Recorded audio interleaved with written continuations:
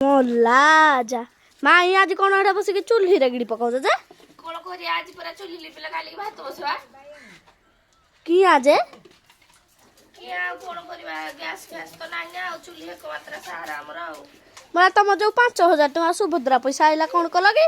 ସୁଭଦ୍ରା ପଇସା ଆଇଲେ କଣ ହବ ଗ୍ୟାସ୍ ପରା ଆଉ ନାହିଁ ନା ଆଉ ଯୋଉଠି ଗ୍ୟାସ୍ ଅଛି ମୁଁ ଧୂପ ଦୀପ ଦେଇକି ରଖିଦେଇଛି ପୁଣି ଆମେ ଆଇଲେ ଚାହା କରିବା ପାଇଁ। ହଁ ହଁ ଭଲ କରିଛ ଆଉ ତମର ଗ୍ୟାସ୍ ଅଛି କି?